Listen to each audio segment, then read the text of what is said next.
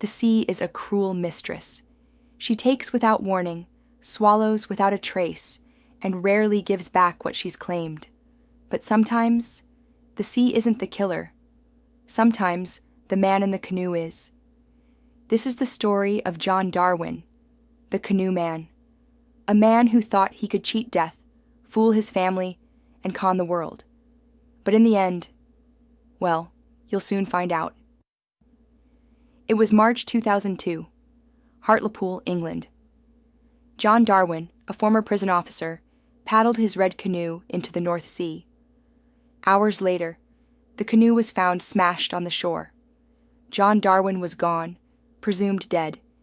His wife Anne wept. His 2 grown sons mourned. Neighbors shook their heads. The sea claimed him. It was tragic. It was believable. It was perfect. Or so it seemed. What the world didn't know was that John Darwin hadn't drowned. He had vanished himself. Drowning in debt, facing financial ruin, he and his wife plotted the perfect fraud. Insurance payouts, debt erased, a clean slate. All he had to do was stay dead. But John Darwin didn't vanish into the jungle. He didn't escape to another country. He hid in plain sight, living secretly in a house right next door to his wife's. A door connected the 2 properties, and while the world mourned, John slipped in and out of hiding.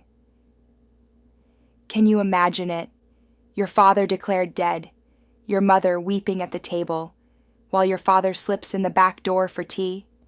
Could you live with that lie? For 5 years, John Darwin lived like a ghost. Sometimes he wore a disguise, a long beard, a hat, walking the streets of Hartlepool. Neighbors thought he looked familiar, but dismissed it as impossible. In 2006, Darwin took the next step. He applied for a passport under a false name. He was planning a new life in Panama with Anne. The con had worked. They had the money. They had the escape. But greed has a way of tripping men in the dark. In 2007, John Darwin walked into a London police station. Not dragged, not caught. He walked in, alive, and told officers he'd been suffering from amnesia for the last 5 years. Amnesia?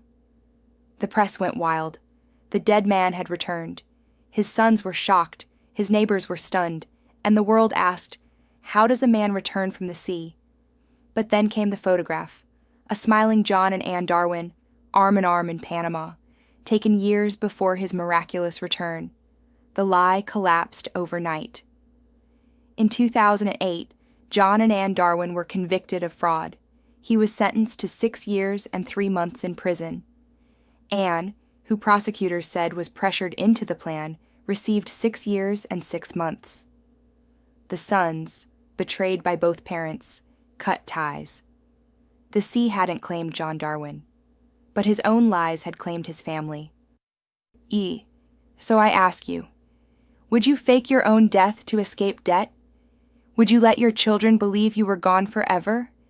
And if you did, would you trust the world not to find out? Because in the end, you can bury your name. You can bury your past. But you cannot bury your greed. You've been listening to What We Weren't Told. We're a tribe searching the shadows for the stories hidden from us. If this episode pulled you in, hit like and subscribe. It motivates us to keep creating and to bring you more of what we weren't told. But John Darwin wasn't the only one to fake his own death.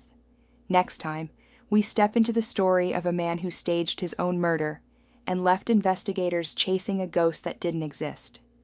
What kind of mind plots its own death? And why do so many get caught? Find out in the next episode of What We Weren't Told.